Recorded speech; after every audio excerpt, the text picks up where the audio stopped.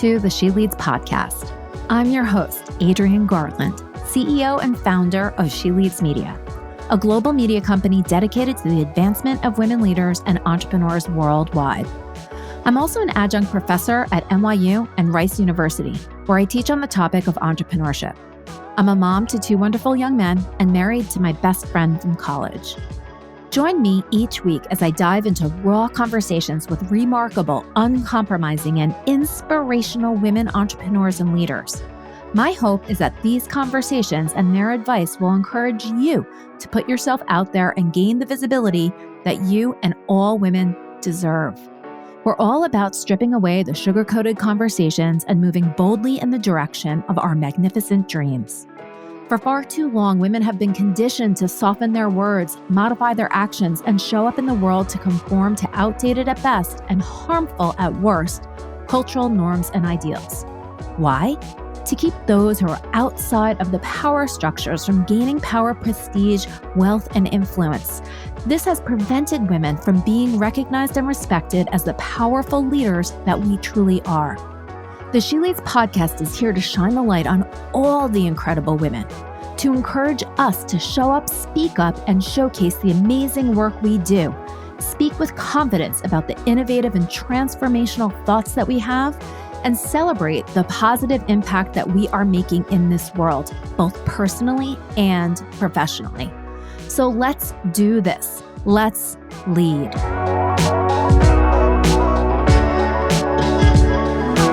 Hi, everybody, and welcome back to the She Leads podcast. Today's episode is brought to you by the She Leads Live 2024 Conference for Women Entrepreneurs and Leaders. It's taking place in New York City on October 18th and 19th, and it's our 10th anniversary. You don't want to miss this conference this year. Now, the other exciting thing is that today, my guest is the queen of the side hustle, Christine Schaub. Christine is the author of the book, Queen of the Side Hustle, Unleashing Your Potential for Extra Income. She makes her living with 6 side gigs, including being the host of the Telly Award-winning Come On Over YouTube web series. She previously authored the critically acclaimed Music of the Heart series of historical fiction novels. That is my favorite genre, as well as co-authored the #1 Amazon best-selling memoir, Hall of Fame vocalist, Larnell Harris. In the corporate world, Schaub was a former press secretary for U.S. congressmen. She also has a background in corporate communications for healthcare, pharmaceutical, real estate, and entertainment companies. Now, if that's not enough, she's also a featured conference speaker with at-risk youth and has performed in numerous stage productions as an actress, a singer, and a pianist. Schaub graduated from Anderson University with a degree in mass communications, and she comes to us from Nashville, Tennessee. What can't you do, Christine? Welcome to the She Leads podcast. Well, when you see all that stuff, I'm like, you know what? I've got it going on. But what I don't have going on, I'm not good at sports. I can golf, sort of, okay. And I love to swim, but I am horrible at sports. And as we discussed before we started recording, I am a technological vortex of despair. So those are my feelings. Well, everybody apparently, and I haven't tried this yet, which is very rare for me because I usually try anything sports related, but everybody seems to love and also be pretty decent at pickleball, which has just swept the nation. Okay. So that might be something where you find your inner athlete. We can only hope. Yes. So, Christine, I am so excited to talk to you today because for a million reasons. One of them is I love this idea of almost a mosaic career where you put together many different gigs or side hustles in order to build one whole. So can you talk about, let's go back. How did you even start getting into this side hustle thing? Because you did have a corporate background. So when did this all start? Well, in the juxtaposition of my journalism career, my communications career, and my working with at-risk youth career, I had a coworker who said, I have a neighbor who's going out of the country and needs a dog sitter. And I grew up on a farm with all kinds of dogs. And I said, okay. And she's like, would you be interested in kind of auditioning over a weekend? I'm like, sure, because it was right next door to a dear friend. And so I thought, okay. And so I went and I auditioned over a long weekend with these dogs. And it was 2 dogs and 2 cats. And I loved it. And the couple came back and they were like, let's try, a week. So I did a week shortly after that. And they were like, would you be interested in just moving here? Oh, into your house? Like, yeah, you'd have to put all your stuff in storage and you'd live here. And we both are going to go overseas and do this career. And it could be 2 years. And I was like, okay. Oh. So I had a 2-year dog sitting gig. And that was the beginning of my side hustle. And then I discovered I could hustle on the side with communications. People wanted me to write a press release or, write radio copy. Or when I worked for a hospital, I was often on TV or on the radio and I had to write my own copy and perform it or use it. And I discovered I was good at that. And I was doing stage plays on the side and performing them with a college buddy. So I guess I've always been a bit of an entrepreneur in that way. But it wasn't until I started getting paid well that I thought, okay, this is a good thing and I love this. And when I moved south, I realized, especially in Nashville, that there's all kinds of side hustle opportunity here for all kinds of reasons. So this is so interesting because I think a lot of people can relate to maybe wanting to have a little bit of freedom of movement where they live, especially because of the pandemic, right? Like people moved out of different cities, they moved into different places and things like that. Some of the jobs allowed people to do so, but now a lot of corporations are asking people to, come back to the office and people don't want to leave where they now love living. So what is it that you sort of teach people about starting to create this mosaic type of side hustle, side gig life? Well, I tell them to experiment a bit without investing any money if they can. For instance, it costs me nothing to dog sit, but I wouldn't just throw myself out there if I wanted to do that. I would tell people, know your limitations. Like if you are uncomfortable around large dogs, don't volunteer for that. If you know that you're great with small dogs, that's your limitation. That's your opportunity. And then volunteer to do that for a friend or family member and see if you have what it takes to live in someone else's home, manage their dog or their cat or even just a pet. I've pet sit for multiple animals and that's not for everyone either. So experiment a little bit. And then if you discover, I really like this, that's what you should do. If you sew, you could do that. You already have the sewing machine. You already have the scissors and the thread and the skills. So you could do that on the side. Maybe you're an excellent cook and you could do a little bit of experimenting. If people are saying to you, oh my word, you make the best cupcakes I have ever had, you should sell these. That's a sign. And you should be experimenting with that. And you might ask people like, what would you pay for that? I often will say, find out what it pays before committing, because if you're making $2 an hour, that's not worth your time. So you have to do a lot of experimentation. And I talk about that in my book on how to find your market, find your niche, and see what the parameters are, and then scale upward, move forward slowly to see if this is viable. This is very similar to what anybody starting a business would do. right? So you sort of have a hypothesis about what the problem is and who has that problem. And then you start, creating something, experimenting, see what the market finds valuable, and then, grow from there. I see the difference as, instead of just selecting one solution, one product, one service, that you find a couple of different audiences with a couple of different problems and sort of plant different seeds all over to see, what grows. So you have, and I don't know if it's all at the same time, but you have, 6 different side gigs, right? So how does that sort of work, and how do you manage all of that? Because if you're dog sitting and writing press release copy, you probably could do those 2 things at the same time. Yes. But, how does one, maybe perhaps manage an e-commerce site, provide some type of home service, which is like amazing solution that so many people do need. How do you manage all of these different side gigs? Because 6 sounds like a lot. 6 is a lot, and I don't recommend that for everybody.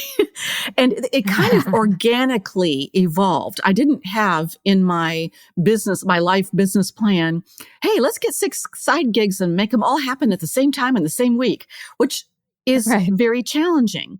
And really what that comes down to is 2 things. One is time management. I do a whole chapter in my book on time management. Now, my time management skills may not be your time management skills. You're not going to have the same time in the same days as I do. But what I've discovered is there are many side hustles I can stack all on the same day. For instance, today I am dog sitting.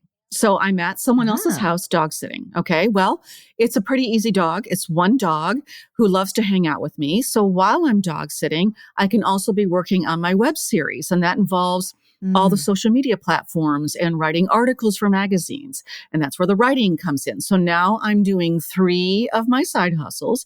I also happen to be teaching piano today.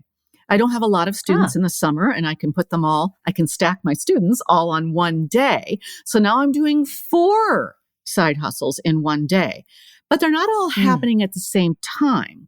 I block off that piano time in the afternoon to teach. And then I check it off my list. I come back to the doghouse. I deal with the dog. And then I have the evening to hustle or not. I mean, depending on what my to-do list looks like.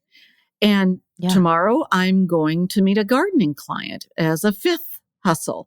And I'm also talking during the week with a catering client, which is my 6th side hustle. So I'm dabbling in all the side hustles on the same week or in the same week, but I'm not exactly doing them all. I'm working on them, but not seriously, not actively. Like I'm not catering this week, but I am working on the menu. Right.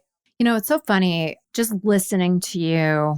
I'm aware of the fact that I could probably consider myself a side hustler too. I teach at a couple of different colleges, and I also have my business.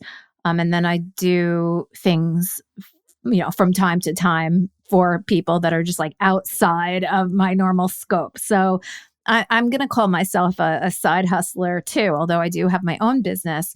But it's so funny. Whenever I speak to women, and this is definitely a sweeping statement, when you ask, what do you do? They often start with their main focus or what they want to be their main focus, whether it's, some type of a business. And then invariably they say, and I also do 1, 2, 3. I hear this from women all the time. And I don't think that it's because we are scattered. I do not believe that. So let's throw that, theory out. I think it's because we are truly experimenting with what is going to bring us the highest level of return for our effort. And it's just a fact that it's less than, I think, 3% or it could be less than 4% of women-owned businesses get past that $1 million mark.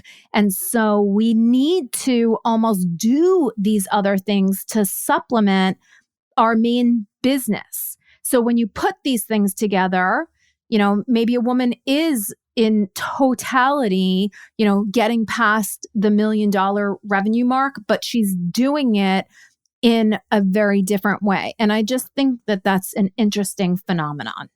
It is. And let me give a shout out to stay-at-home moms.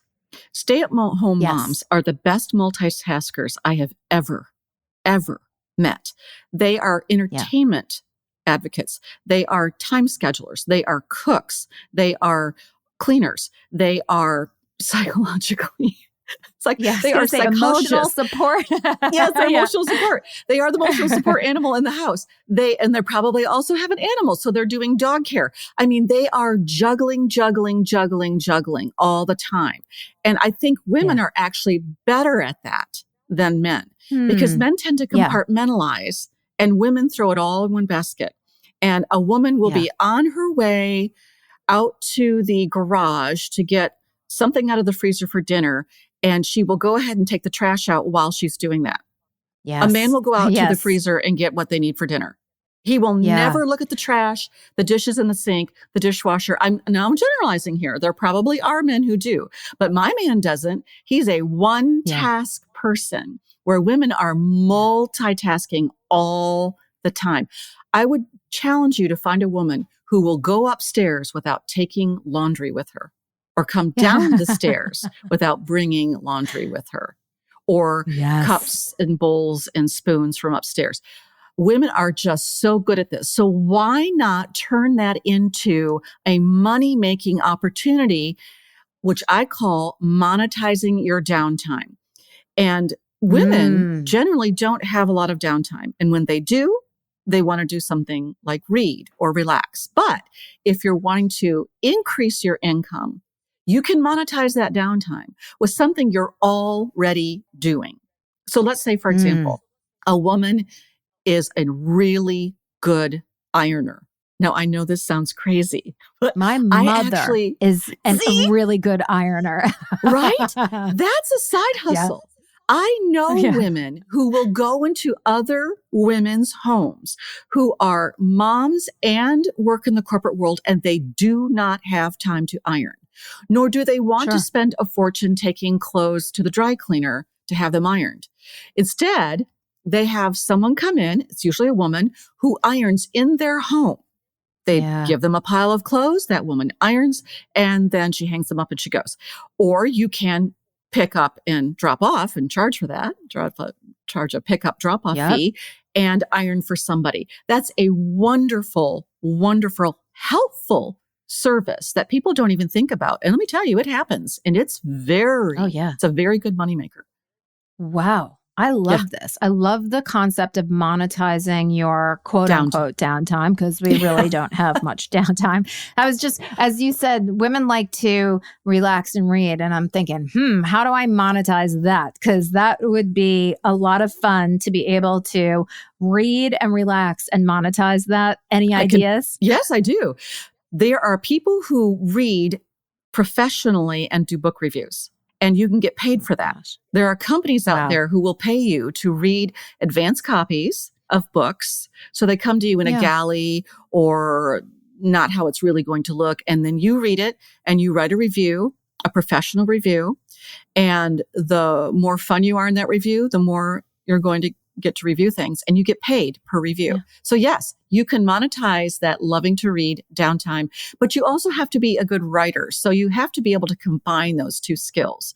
And a lot of good readers are naturally good writers because they read. Of course. Yep. I love this. What do you see as a pretty lucrative type of side gig that many women could do? Because, and I'm almost thinking about this as like a little bit of a way to fund your entrepreneurial venture, because I talk about this a lot. women also don't necessarily have access to capital in the same way that men do. And often because women are the ones that are managing the household budget and things like that, their credit scores get affected, right? In a more negative way than man's does. So when they go to go get a loan, maybe their credit score isn't up. It's much more difficult to get a loan. Plus, a lot of the, businesses that women talk about starting aren't the $1 billion unicorn businesses. And so banks are, don't want to take the risk and all of that. I even know people that have gotten part-time jobs at wherever, Trader Joe's, Starbucks, etc., in order to fund their entrepreneurial venture. It would be much better, I think, instead of having to sort of get a job and be locked into that schedule, to put together a compendium of side gigs. So what is maybe one or two, and it could just even be ideas of side gigs that are somewhat lucrative and also maybe not as complicated to do. Okay. For funding purposes. A lot of this depends on your age, which I'm not going to be ageist here, but it's the truth. Young women are very technologically savvy, just naturally. They just get all the electronics and how to do all the social media. They make wonderful personal assistants because they have that capability. And you can do that without any startup cost. All you have to have is a laptop or maybe even your phone. You can do it from almost anything from your phone now if you have a smartphone. Yeah. They also make great web designers. If you just happen to have that skill, you can design web pages for people. Or I have a delightful 20-something dear friend who is great at logo making or branding, she calls it. And that's what it is. Those are excellent, excellent skills that the 20s and 30s somethings women just naturally possess. And they probably would roll their eyes and be like, well, I don't want to do that for a living. Well, you know what? Try it. You might love it. Yeah. You might be able to just instantly think, I know what you need. And you find the graphics. I actually used this 20-something to put together my show logo, and she did it in 20 minutes. 20 minutes. That would have taken me a week, and I would have been indecisive, and she did it. Now, if it's an older woman, leaning more in the 40s, 50s, even 60s, those women are great event planners. Why? Yes. Because they've planned events all their lives. They just don't know it. They're the ones who throw the large family gatherings. They're the ones who, in the corporate world, probably put together the corporate meeting and get no credit for it, or don't even consider that event planning. But it is. And they also have the contacts out there to make things happen. They probably know a caterer. They probably know a photographer. They probably know a sign maker. And they can just pull them out of the clear air. They don't realize they're doing it, but they are. That will cost them nothing to use those skills to plan events for others. So there are so many things that women are good at and don't think they either should get paid for it or don't know how to get paid for it. And I actually have a chapter in the book about skills, like it's a skill list. You can look through it and see, is this a skill for me? Oh, I do that. Okay. Could I make money doing that? Start out slow, see if you make enough money, experiment with it. Next thing you know, you've got a side hustle. I love that so much. You're so right. Like the light bulb went off because women that have sort of been through life, if you will, harkening back to what you said, they're master multitaskers. And they have likely planned every sort of event under the sun, including funerals and weddings, right? So I think parties. That is birthday parties galore. So I love that. So the next question that comes to my mind, and maybe a question that everybody that's listening is thinking about is, okay, great. I've got these skills. I can do these things. I will figure out how to charge for them. And make sure that you price yourself even more than you think you should so that you have some cushion if you do need help, that you can hire somebody to help you with these things. That's my advice. How do you sort of put yourself out there in a way that demonstrates that you can, do these certain things, but that you are not sort of looking like you're scattered? Well, I don't recommend people stack 6 side hustles like I do to start out with, because it can appear scattered, but they all interrelate because I'm in people's homes. So find the thread. Yes, find the thread and finding your work area. So I actually cover this in my book about choosing your work zone. So are you someone who wants to work at home, in your car, or somewhere else? So once you choose your zone, that narrows your possibilities or your opportunities of side hustling. You also want to consider whether you're comfortable marketing yourself. I have a marketing communications degree. I'm going to be comfortable marketing myself. I'm just naturally good at that. But a lot of people, that just freaks them out. They're not going to do it. Yeah. So in that case, you want to look at platforms who market you for you. For instance, you don't have to market yourself with Uber or Tackle or any of these platforms where you're basically signing up. They ask a few questions and then you are ready to go to work. Now you pay for that.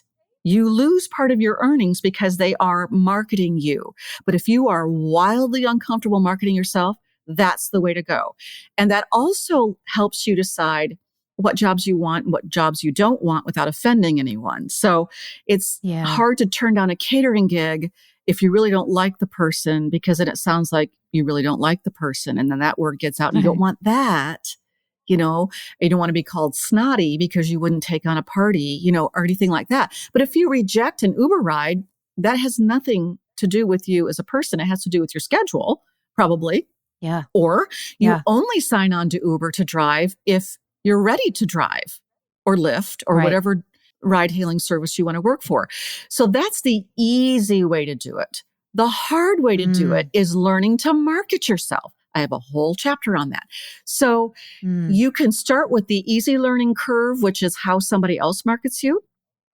You can partner with someone who will help market you. You can ask for help. College students are my go-to. I cannot tell you how many college students I've used. A college graduate student recorded my audiobook with me, and it is super professional, and it's more affordable. He gets the credit for it, and it gets to stack that on his resume, and he's side hustling. He's learning to side hustle and learning to price himself and learning to market himself from the get-go. And when he listened to me talk through my book, he was like, okay, it was relief to know I'm doing things mostly right, but I got all kinds of ideas. So you can find a college student to help you out for a much more affordable price than a established big company. Fiverr is another great way to find work and to get work. Those are people who all over the world who will work for you for a probably lower price than you would find in your area. Like to hire somebody in Nashville is very, very expensive. But if I use the Fiverr app, much more affordable. So there are all kinds of opportunities out there. You just have to be willing to discover them and learn. And then you're off like a rocket. This is so fascinating. And it speaks to the increase in the whole gig economy. And I think this idea gives people a way to freedom, right? You're creating your own career based around things that you love or think that you love, and you can experiment your way into that, and your skills. And often that is not something that in corporate America, in a certain job, that you get to do. There's no doubt that it's scary, right? Because you are relying on yourself to put this all together, to figure this all out, to manage all of this.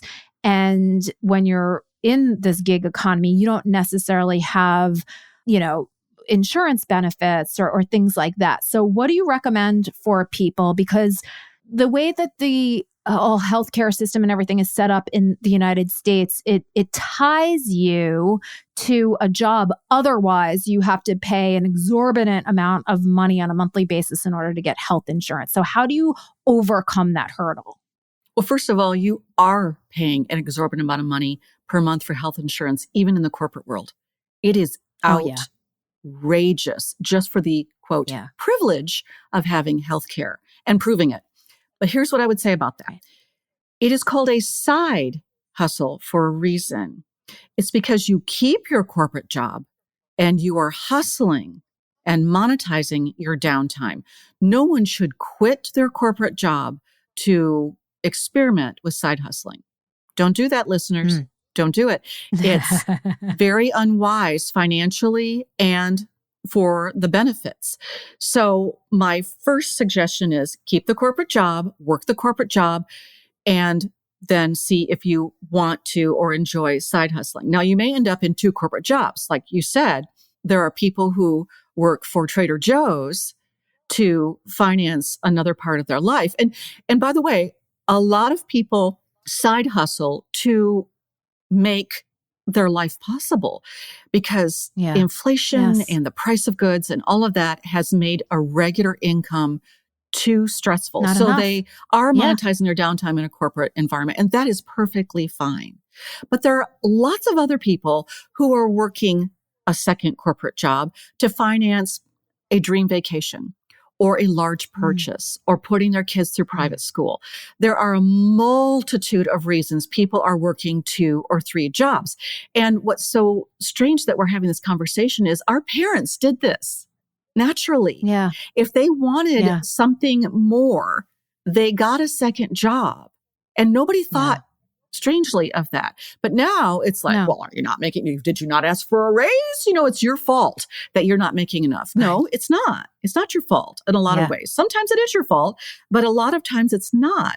So my first advice is don't quit that job. My second piece of advice is see if you can get paid the same amount of money for less than 40 hours. So a typical United States corporate job is 40 hours a week. But I worked for a hospital that considered me full-time at 32 hours a week. Wow. That's right. I got paid the same amount of money. 8 hours a whole day. Yeah. 32 hours.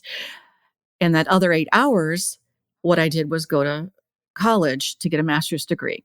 And that was okay with them. Now, if I said, I want to, take that other 8 hours and just kind of sit by the pool, that would not have worked. So another thing to explore is, can you still get paid full-time for fewer hours? Sometimes it's 36 hours. Sometimes it's 35 hours. This company just happened to be 32 hours. That's another avenue you can take to then explore other opportunities. Then there's the opportunity I have, and it's that my husband works a corporate job. Side hustling is not for him. He said to me, I could never do what you do. He thrives in an extremely structured 1-element job. That's what he does. And he thrives at it. He's very good at it.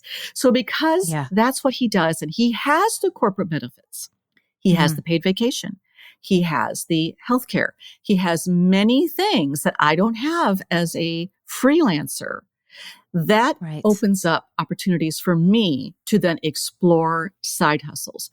Now, I can't just rely on him, nor should I rely on him with no child at home. I should be working. And I love to be working. In fact, he's going to retire in not too many years, and I'm still going to be working because I like side hustling. I like making people happy with my skills.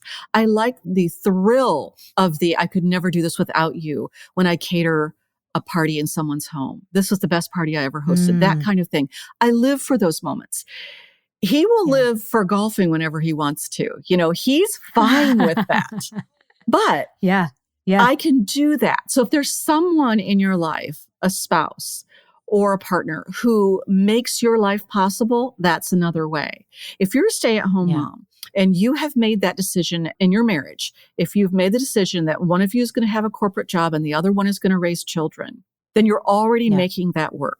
if those children are then going to school in that scenario, can you monetize that school time of when you get them into the school and when they come home, whether it's on the bus or you pick them up, can you monetize that part of that time even? That's what you can look at. So you can bring in money that doesn't involve childcare, paying out, but your husband or your spouse is bringing home the main money. And can you monetize then for vacations? Can you monetize for special projects? Probably. So find that way to do it. This is such good advice. So how somebody like me who is, I take things to an extreme. I'm sure a lot of women that are listening in can relate to that. So, you get a bug in your brain about side hustle, and then all of a sudden I'm doing 12 side hustles and I burn myself out because I want more, I want more, I want more. How do you suggest to people that they maintain, because you don't want to monetize your whole entire life, right? You still do need some you time, downtime, take care of yourself time. How do you suggest to people that they're either going too far with the side hustles, right? There's too many stacked on top of one another, or just like, what are some of the signs that you're doing too much? Okay. I actually wrote a whole chapter on that in my book. I called it Be an Overcomer, which is when you are faced with obstacles in your side hustle.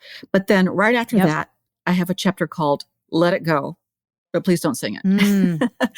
And this is based on something that happened when I was in college. And I have always been an overachiever. I think that's part of the farm life. You're multitasking, you're overachieving all the time. And in college, I was taking 21 credit hours, which is insanity. And I had a double major in piano and journalism, which is also insanity because those two majors require a lot of extra time. I had a part-time job. I was engaged and I was in, groups. It was completely insane. And I had stopped eating. And so one of my college roommates called my parents and told on me. And they called me. And this was back when, parents would get on the house phone and one was on one and one was on the other. And they're talking to each other. And so my farm family, very direct. What's going on? Why you're not eating? What's happening? And, I was very flat toned, not my usual bubbly self. And my dad said words to me that I have never heard before and I've never heard since. And it was, sometimes it's okay to quit something. Now, if you didn't grow up on a farm, you don't know that those words are never spoken. You don't quit anything on a farm. You don't quit the day until the farm equipment is backed into the barn, backed in. The doors are shut. You come in. That could be midnight. That could be 2 a.m. You could have gone all night harvesting. You don't quit ever. So this was a very, very foreign concept to me. And what they meant, I found out later, was they would like me to not be engaged and get married. But instead, I decided, they left the choice up to me. Quit what you want, but you've got to quit something. And instead, I dropped the piano major because that required 2 to 3 hours a day in the practice rooms. And it was too much. It was just too much. Now, my piano professor actually cried when I quit the major, tried to talk me into a minor, which still would require practice room. And I did drop the engagement. Very wise. But I learned that quitting something is not a bad thing if it maintains your sanity and your ability to cope with just life. And so the same thing happened to me when I decided to go freelance full time, when my corporate job ended in Nashville, and I had to find either another corporate job or freelance. And I decided to freelance until the money ran out. And here I am, 23 years later. Wow. But money hasn't run out yet. It's almost run out many times, but not actually run out. But I discovered that when I was working 5 days a week teaching piano and it's teaching in their home. So I'm also driving. So I was a concierge piano teacher. I still am a concierge piano student. So there's the racing to get to the next appointment. And I found myself bawling between appointments in my car. That was my giant neon sign that I have got to find another source of income. Now, I was already freelance writing, but not as regularly as piano. So teaching piano has always been my largest side hustle. That's the one I can count on. It's almost like a corporate job in that it happens on the same day, the same time, and the lessons bang, bang, bang. And then on the other days and other times in the mornings, I'm doing the other in between hustles. And so I decided, all right, I'm going to cut back on my piano teaching. I'm not going to stop doing that entirely because that would be foolish, but I'm going to cut back on that. And I took a part-time corporate job where I worked as a personal assistant in a company in the mornings and on certain days longer. And I did that until I could find another way to monetize my downtime that wasn't corporate. And I have dipped my toe back into corporate work many times as a part-time job to get through something, to get usually financially to get through something. Or if an opportunity was awesome, like being a press secretary. That was a hard opportunity to say no to. And that became a full-time job for a certain amount of time. And then I left that and dove full-time back into stacking my side hustles because that was picking up also. So there are many ways to juggle that, but you have to know when to quit. And it's okay to quit. And there's a way to quit. And I walk through those steps in my book. This is such an important skill that I've been talking about for a long time, but even more so lately. For women, our lives are always changing, right? We inherently are caregivers, whether it's of children or parents or even, neighbors or our own, spouses' health crises. There's so many different things that get put in our path that we have to contend with. And one of the things that I am very adamant about, I actually teach entrepreneurship. So I think everybody should have an entrepreneurial mindset so that they can see opportunities, see problems, come up with solutions. But I think one of the things that really needs to be taught early on in middle school and in high school and throughout college is not just entrepreneurship or corporate, but both. So how do you have an entrepreneurial mindset? How do you start businesses, grow them, scale them back? And if the time in your life requires that you maybe have a little bit more of a formal, role, that you can move in and out of those two things elegantly. We are not taught how to be both and move in between those things throughout the course of our lives. And that's an incredible skill set. So one of the things that I am just very aware of through our conversation is everybody should experiment with a side hustle for a multitude of reasons. Extra income, yes, but also it's a little baby entrepreneurial venture that if you can really figure that out, perhaps there's something that you can scale into a business if that's the way you want to go. And also, move through corporate, gain skills there because there's amazing skills to be gained in corporate. And I think for people, it's not forever, but some people it is. But this whole concept of being able to sort of, move and groove throughout your career and make it your own instead of turning yourself over to someone else that has control, that's the key. That's what I think. Yeah. And there are traditional ways of doing that and non-traditional ways of doing that. So when I worked in the corporate world, and one of the best jobs I ever had was working for a level 1 trauma hospital in marketing and publicity, I loved that job and I love that environment because it always felt like I was helping someone somehow. But in that corporate job, there were all kinds of ways to dip your toe into other areas because they had, as a benefit, classes you could take. And they could be as simple as CPR, learning CPR and getting certified in that, which, let me tell you, that is a very big moneymaker as a side hustle. When you go in and teach CPR skills to the corporate community. Yeah. So you can get certified in that. You can get certified in all kinds of things through the company you're working for. They're often encouraging you to do that so that you can transition within the company. So they're saying, okay, are you working in the emergency room? Well, would you like to become a phlebotomist? Because if you do, we have a class on that and you can be trained for that. Or are you a social worker, but are you also interested in being into the faith? I can't think of the name of that. When you are are you also interested in being a chaplain? Because if you have those skills and you have the social worker skills, you're already set up for that. So your corporate environment, look through your corporate manual and see if there are ways to take classes for free through your company.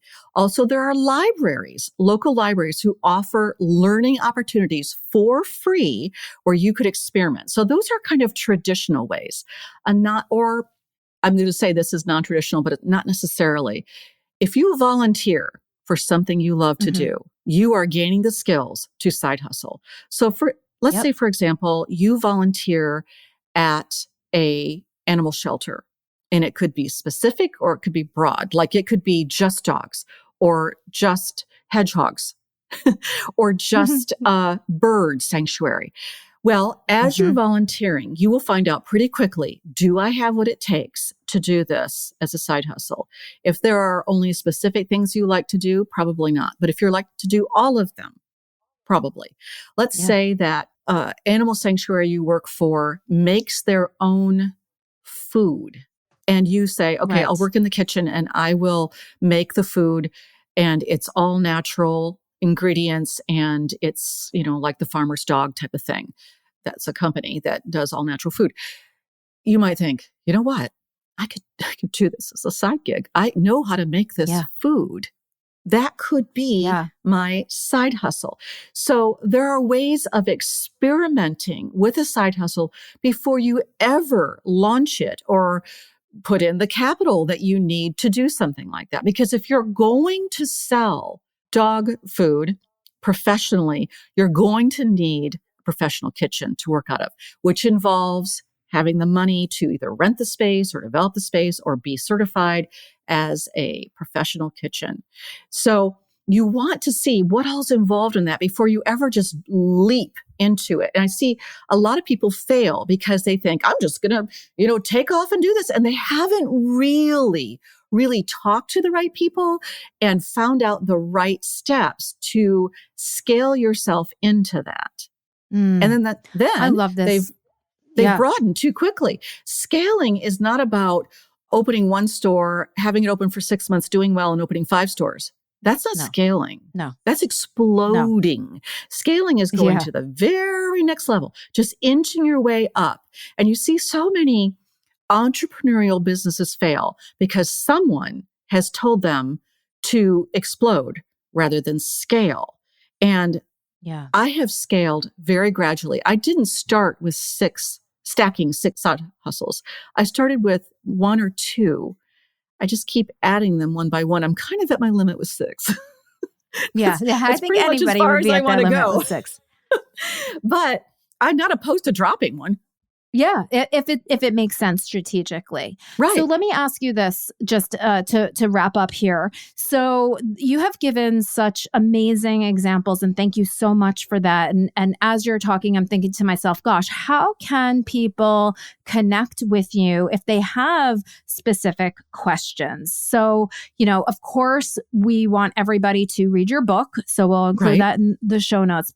But how can they then speak to you? And if they're thinking about going down a certain path, that they can get in touch with you, how can they go about doing that? Okay, well, two things. In my book, there are worksheets. They're not actually in the book. I have these QR codes, and you've seen them everywhere, that you scan, and then that takes you to the downloadable, printable worksheets. So I don't just throw the information out there and say, well, good luck. I actually have a process where they can strategically work through it. That's the teacher in me. The second way is in the book. And also, I will tell you, the best way to reach me is through my website, and it's comeonovershow.com. And if you could include that link, then there are ways to send me an email or ask questions. I'm also developing a class in putting into how to side hustle. In fact, it's in the back of the book. You scan the QR code and it will sign you up to get a notice for when I'm going to have an online course. And beautiful. We're putting that together. It's a little bit of work to put something like that together and make it worth your time and money. So we're working on that now. And when it's ready and you have said you want to take that course, you'll be signed up for it and we'll alert you when it's available. Beautiful. Well, Christine, thank you so much for sharing your incredible wisdom with everybody on the She Leads podcast. I know that you're going to be getting a lot of messages and outreach from the audience because I think we have a lot of side hustlers and side giggers in our audience. So just thank you so much for spending time with all of us here today. Thank you. It was a delight.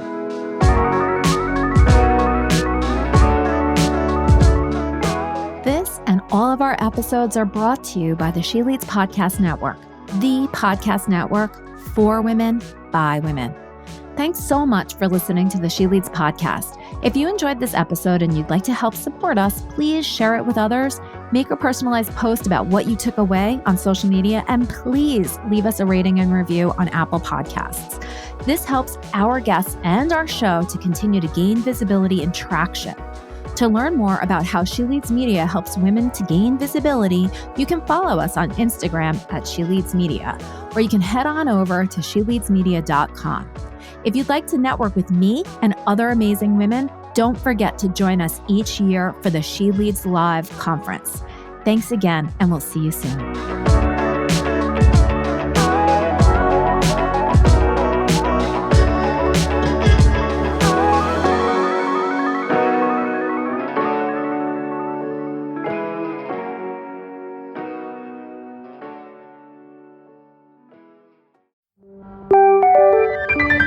This is the She Leads Podcast Network.